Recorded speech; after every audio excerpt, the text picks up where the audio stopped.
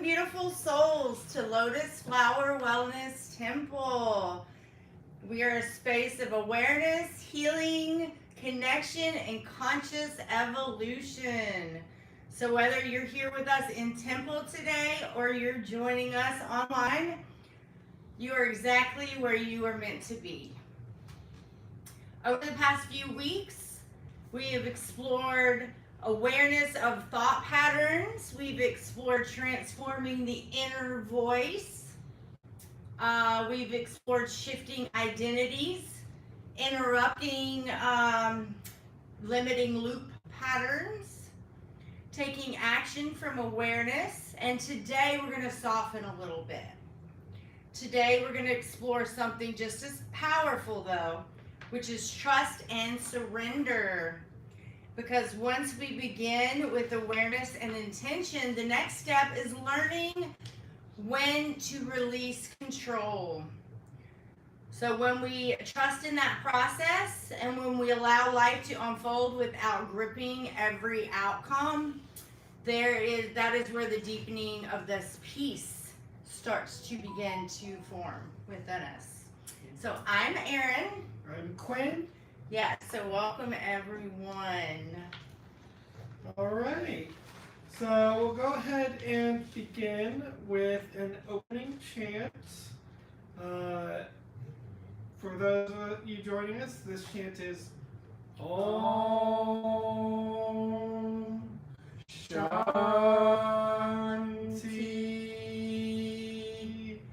Om. You can go ahead and join in with us. Om Shanti Om. Continue right off, please. Om Shanti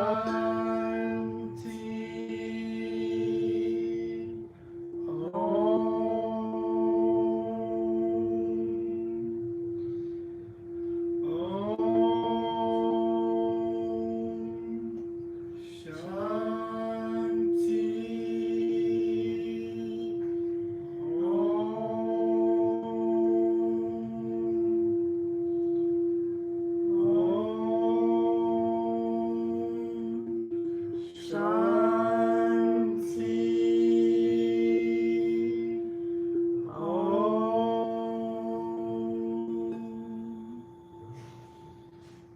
May peace settle in the body, may clarity settle in the mind, and may trust guide our path. Thank you, Quinn. Thank you.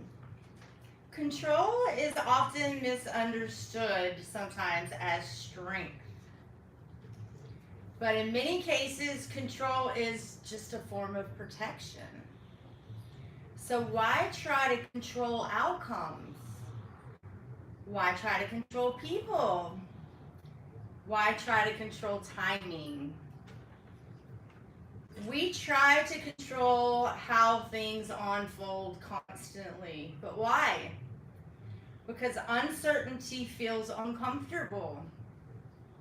The mind wants to protect, the nervous system wants safety, but here is the fuller truth of the situation. Control limits flow. Trust allows flow to happen.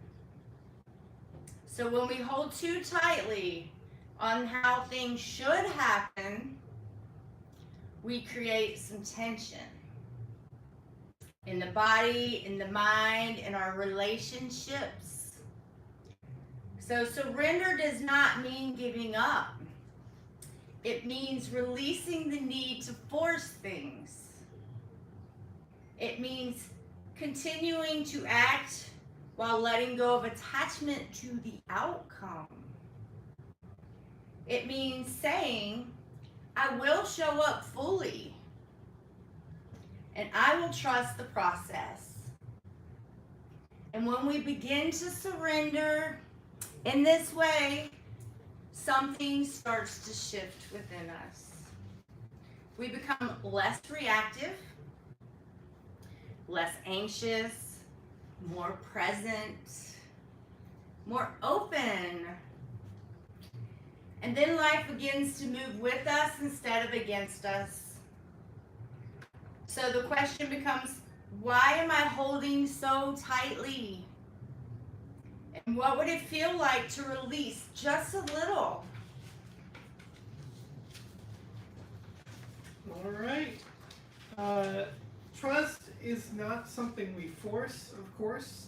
It is something we practice.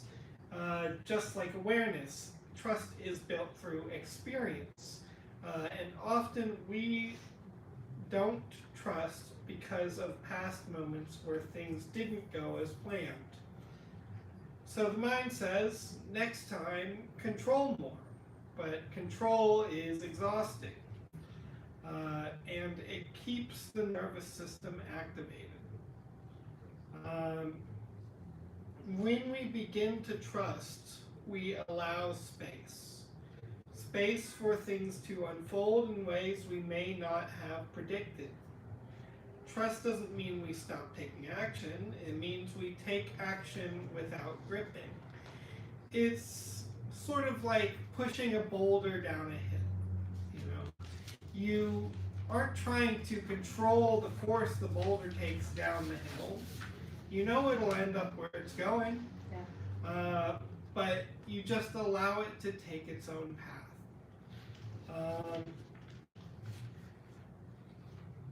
Trust, okay. Without needing certainty, without needing guarantees, it sounds like I am doing my part and I trust what unfolds next.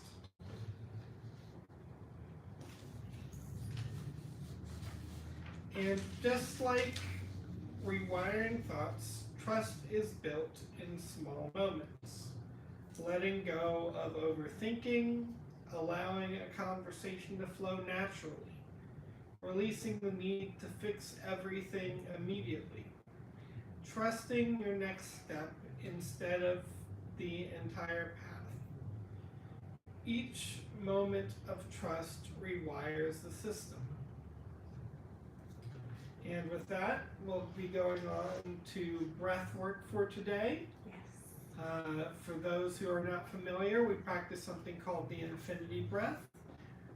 So we visualize a figure 8 for that. For the lower loop, we breathe out all that stale, negative energy. And we hold in our center. And then we breathe in all that bright, beautiful creator light all around us and within us. Visualize, see beautiful colors, whatever represents that beautiful, pure creator light. And then we hold in our center. And then this time when we breathe out, we circulate that energy. And we hold again. And we just continue at our own pace as is comfortable to us. And I find that this is also helpful when we are trying to control. When we do have an idea of what we want the outcome to be, or what we want the answers to be, it's good to breathe out and let out all that stale energy, all that energy of what we want things to be, how we want things to go, and just allow ourselves to trust that things will work out in the end, even if they don't follow our specific designs or specifications.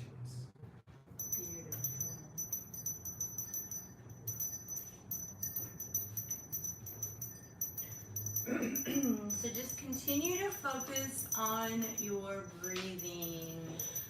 With each breath, you should start to feel a little more comfortable, a little more relaxed, less in the ego thinker, more in the body awareness, energy awareness, connected to that intuition.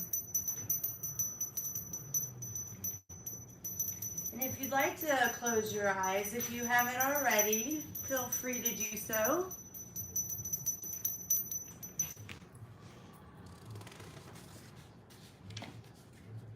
Now bring the mind something you've been trying to control. Bring it to something that you have been holding on to control of, or too connected to an outcome and trying to control that, right? So bring the mind to that situation, a person, or an outcome, whatever this might be for you. And just notice how your body feels when you hold on to this person, this situation, or this outcome very tightly. Now keep focusing on the breath and this situation. Now imagine that you are holding on tightly, and then you start to gently release your grip. You're not abandoning it. You're just loosening your control. So say internally, I trust the process. I trust the process. I release the need to force. I release the need to force. Now feel the difference in the body now versus when you were holding so tightly. Feel the difference in the body. That space that was contracted probably feels a lot more relaxed now. So just stay there, feeling into this space.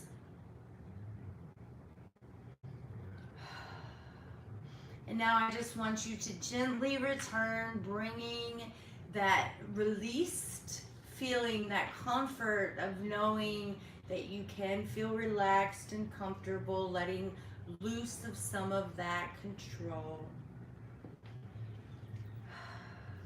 Now, as you just continue to focus on your breath for a bit longer,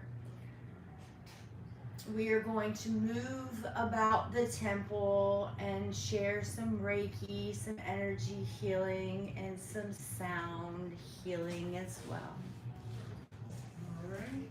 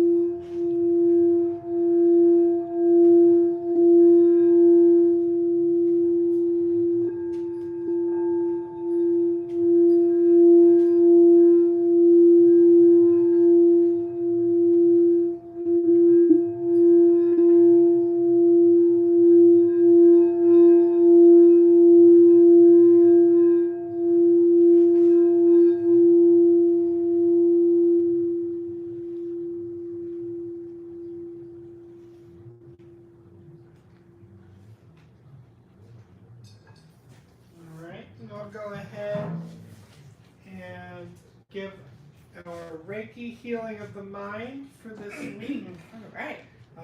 The mind seeks control to feel safe, but true peace comes from trust. This week, when you feel tension, pause and say, I trust what is unfolding. Then take one breath and allow your body to soften.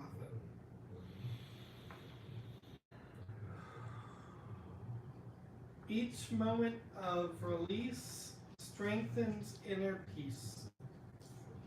All right, so now we're going to start the intuitive group game. So please join us at home. We are going to on our bottoms, and you can ground yourself on the floor as well if you would like to.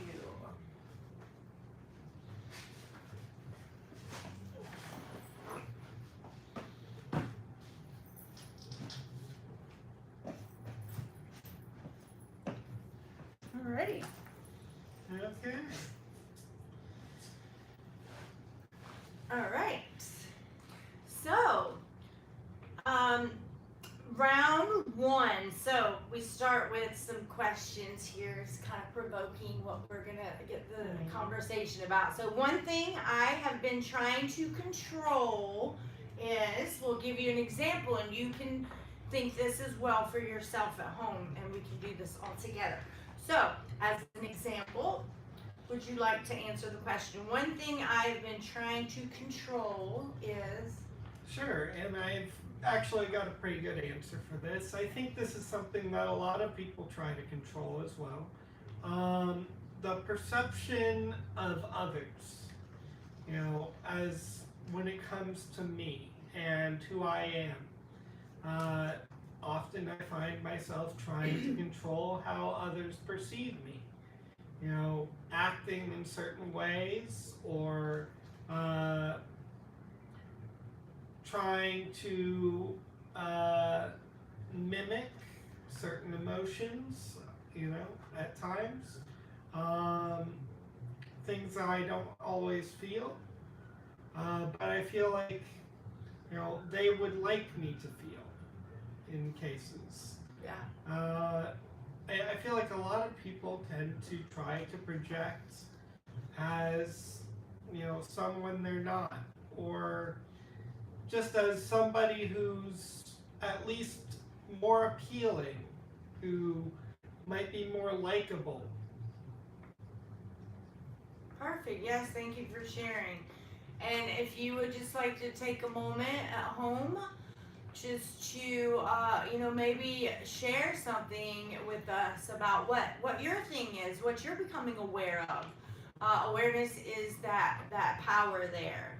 So round two, one way I can begin to release control over this thing is... I think the simplest way to release control over this is to allow yourself to be more unapologetically yourself. To release some of those fears and worries about what if I'm not accepted, and just give a shot at just answering in your own way. Showing or letting your emotions show on your face for what they really are.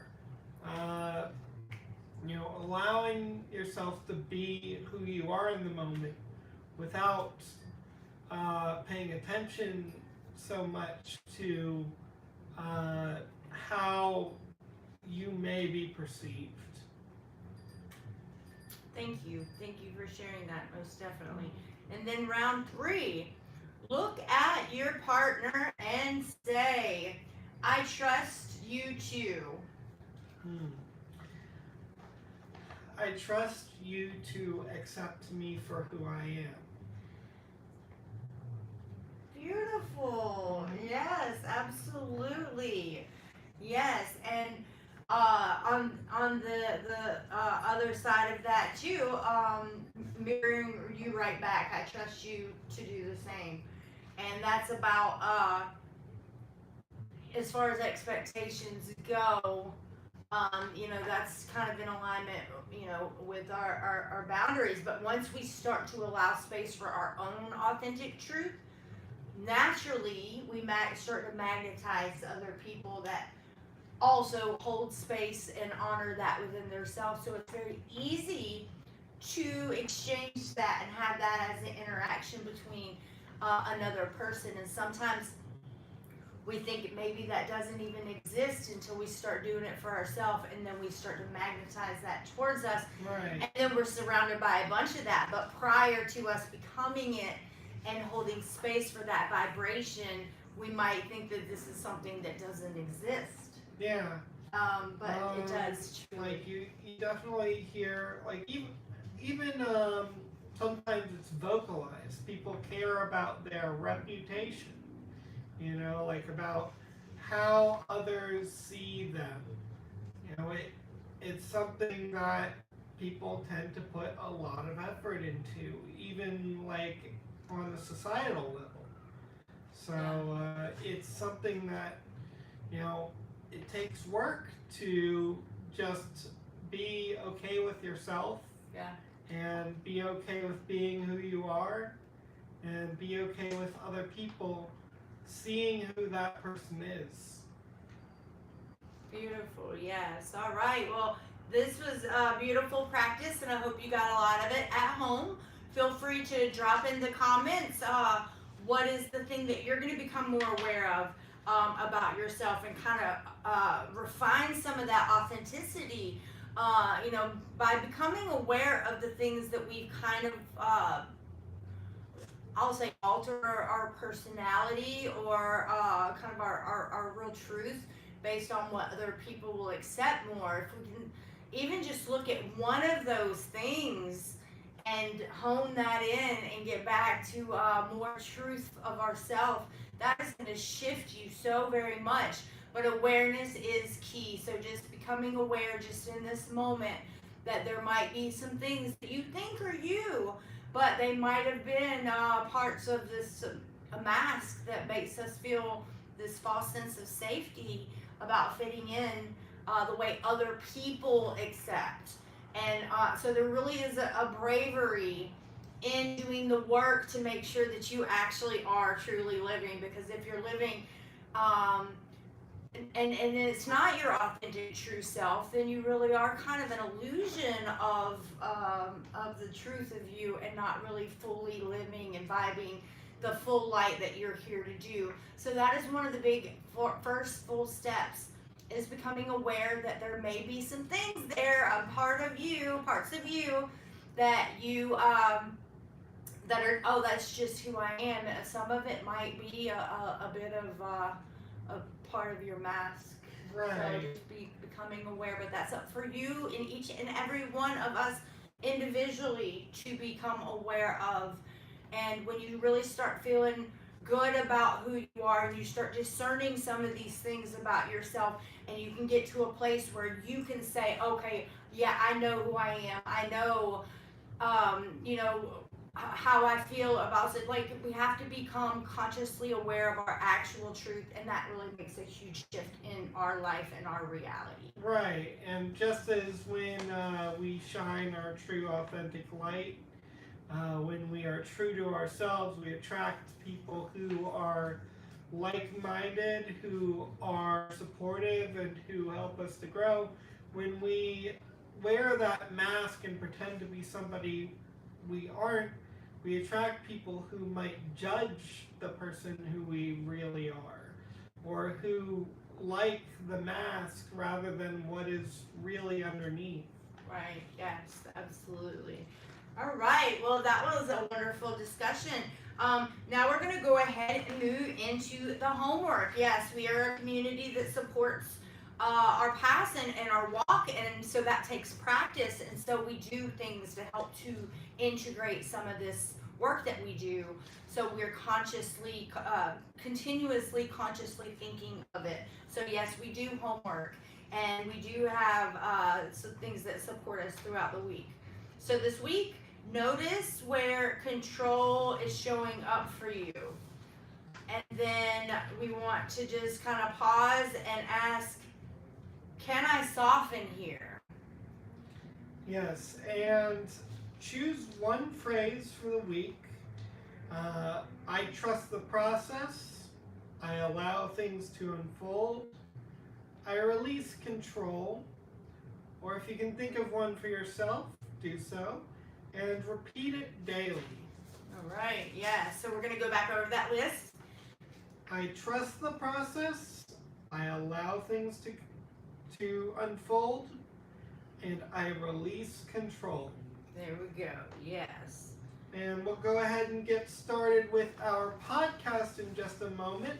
So for those of you joining us for the service only, Namaste. You Namaste. guys have a wonderful week. We invite you to stick around, hang out for our podcast. We most definitely do. It'll only take us a couple minutes to set up.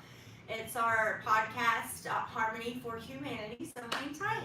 And if you would like to leave a like, subscribe, comment, all of that helps our channel and helps us reach more people. Absolutely. So please do so. Thank you so very much.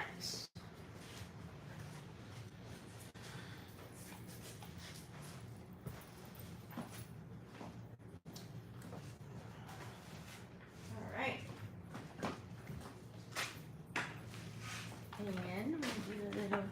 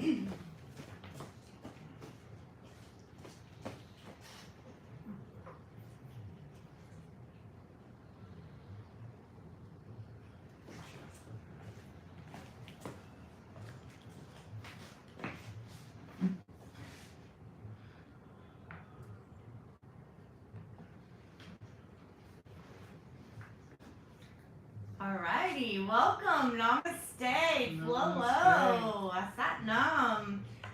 We are Lotus Flower Wellness Temple, and this is our podcast, Harmony for Humanity.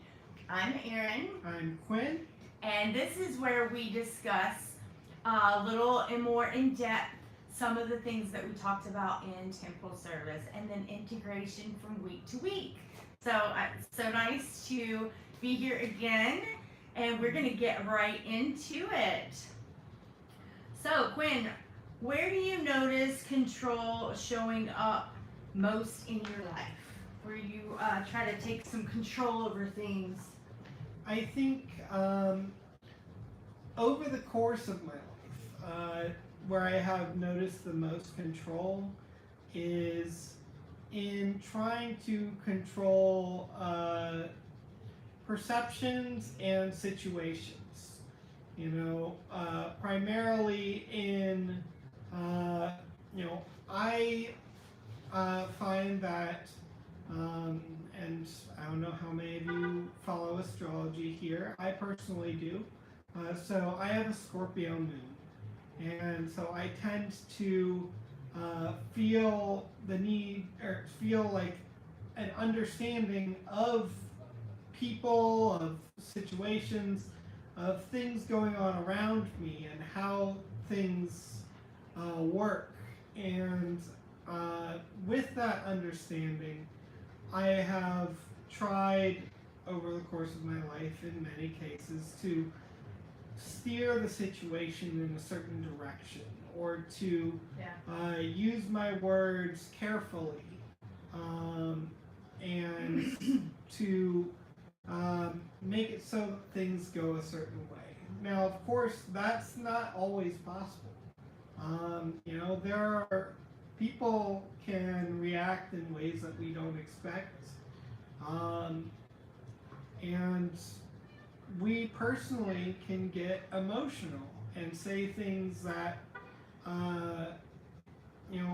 throw us off any kind of plan, right? Control, really, I think the more you try to control things, it creates like a desire, I think this is even influential over things like fetishes. There's an inward desire to lose that control. the more that we try to control, the more we want to let go of it, the more we want to lose it inwardly. The harder we hold on to it, the more we grow inwardly tired and exhausted by that. And there is a need to release. There is a need to rest. There's a need to allow for things to go whatever way they're going to go, and to trust that in the end it'll be fine. Even if it's not what it was, even if it's not what you originally envisioned, what will happen will be your path as well. Right. Yeah, good point. It will still lead to other positive experiences. It'll lead to other positive encounters. There's no point at which you've lost so much that you'll never see the sun again. Right. Yes, definitely a good point. Yes. So, what makes surrender difficult I think for you? what makes surrender difficult is uncertainty. There is a fear of the unknown.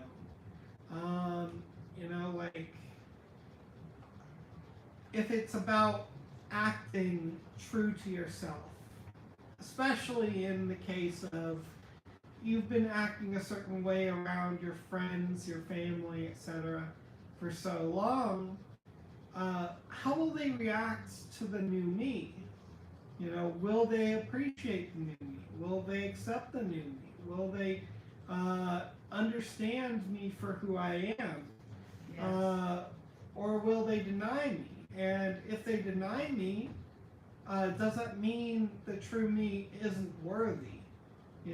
There's so many feelings that are associated with rejection that, if we do get rejected, if we do try to open up and to show who we are and then we're rejected for it, it can feel like, oh, I really should have kept that in. I really should have controlled more. When in reality, it's the opposite. You were right for letting yourself out. You were right for showing who you were. Yeah. How other people react, it's up to them. And maybe they weren't right for you. Maybe they weren't ready for you. Even. They could come back someday, or they could not. But either way, it's important to be able to live with all that you are. To have the full vitality of yourself.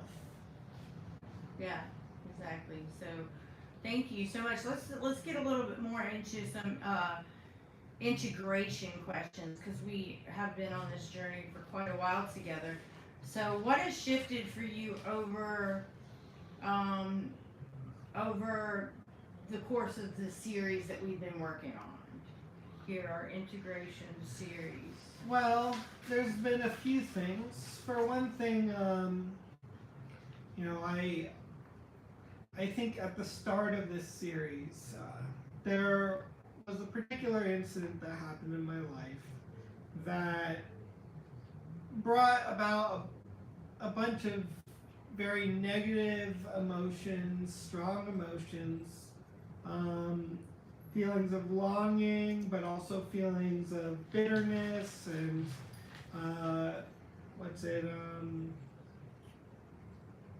vindictiveness, and just feelings of like I lost a lot of friends, and there were a lot of feelings associated with that. Okay, yeah. Wanting them back,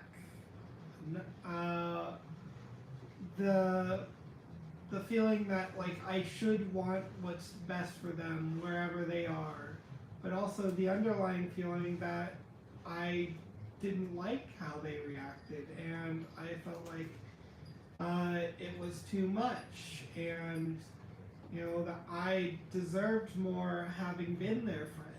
And there were a lot of strong feelings there, and for a time I ended up kind of pushing those feelings away, and I decided not to think about them so much, or uh, to try and let them flow by if they came.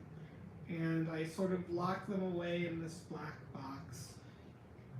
And the more I went through, I came to realize this black box, it wasn't just holding those feelings, my heart was in there too. Yeah. Because I can't just box away how I feel about things without also boxing away my heart. Because my heart is in there with those feelings, and they're all a part of me. So I had to accept those feelings for what they were, and I had to recognize and realize that I am where I am now. Those feelings, like, they may still come up from time to time. I may still occasionally have one of those feelings.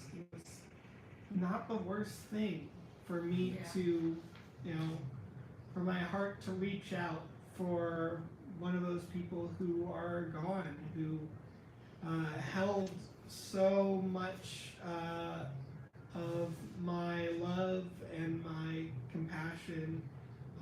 It shows how much I cared for them, that I still feel these sorts of things. And even more recently, I came upon a bit of a revelation, which is that in terms of action,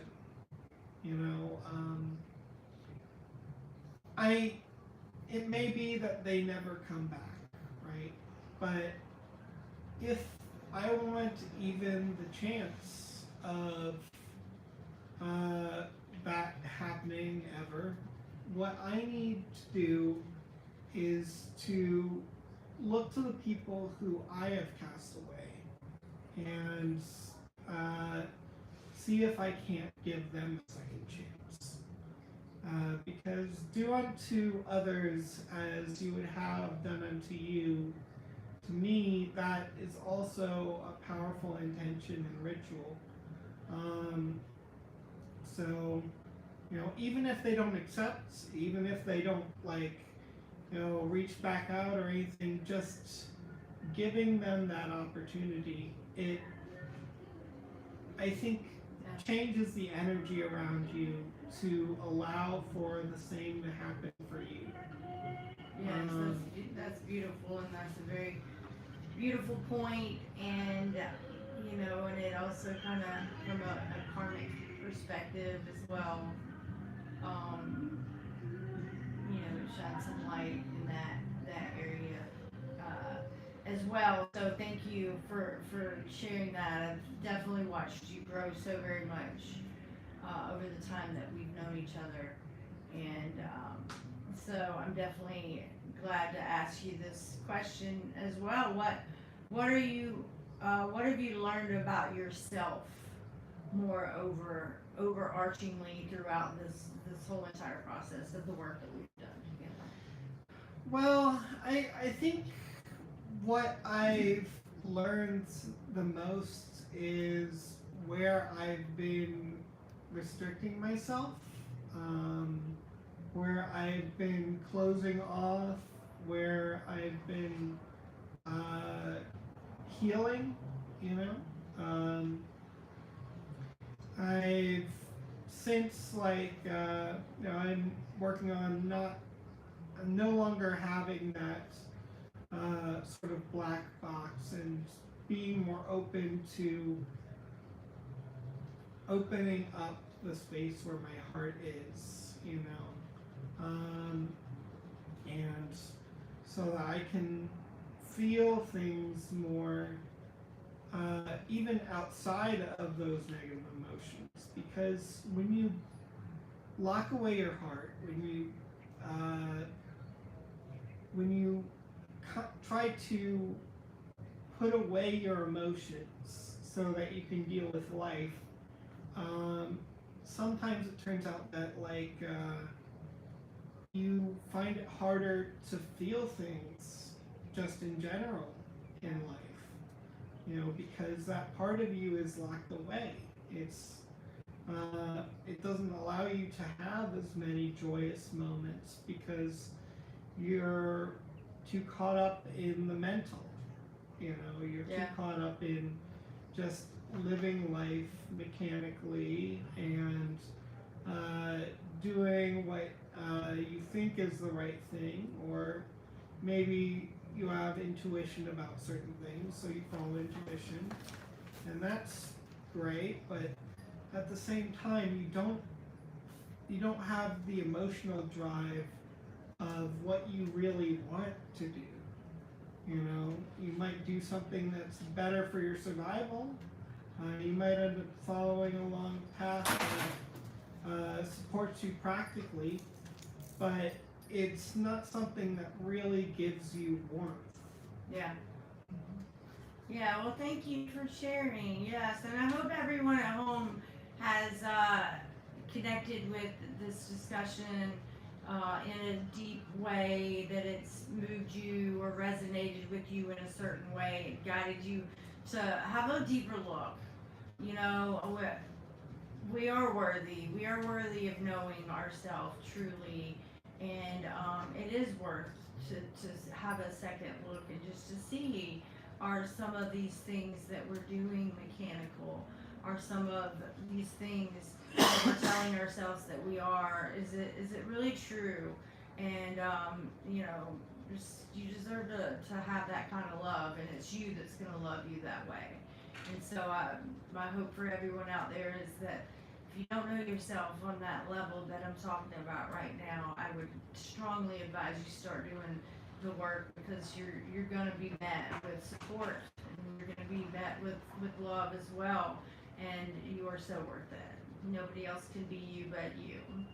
All right, with that being said, namaste. Thank you for coming today, and we will see you next week. Have a wonderful week. Yes, and if you haven't taken the time to like, share, follow, all that great stuff, subscribe, please do so, and share out with some friends. All right, y'all have a great one. All right.